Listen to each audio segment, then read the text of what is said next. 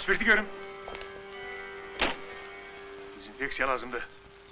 Al. Bunlar da kaçılları. Korkulları. Bir de veli gidecekler buradan.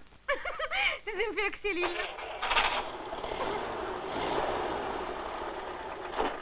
Cehennem olsunlar he.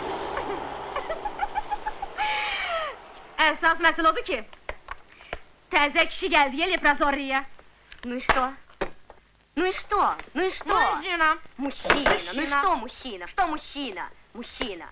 Ой, Мужчина. ой, Он болен. Ты это понимаешь? Он тоже bolен. bolен. Ne olsun ki? Nece olsa yine kişidir. Belki hele neyse yarıyor ha?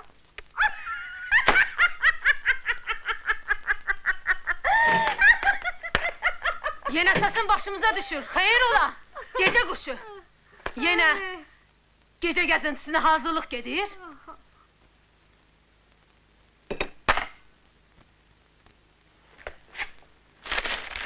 Sen... Karmış kızsan.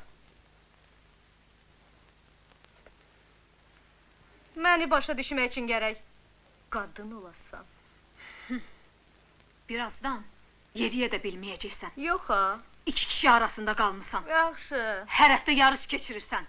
Bilirəm, hələ qəsəbədən də kimsə var. Var. Yine gözün doymur. Yox. Hələ bir xəstəyə də tamaq salırsan. O canının hayındadır. Senin kimi arsız değil. Birazdan. Bəsdir! Birazdan! Bilirəm nə gözləyir məni birazdan! Sən deməsən də olar!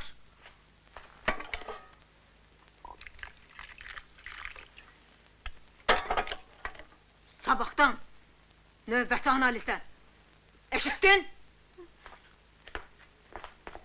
Bu kızda kan zad kalmadı ki! Onsuz da bu yazık birazdan kan itirecek.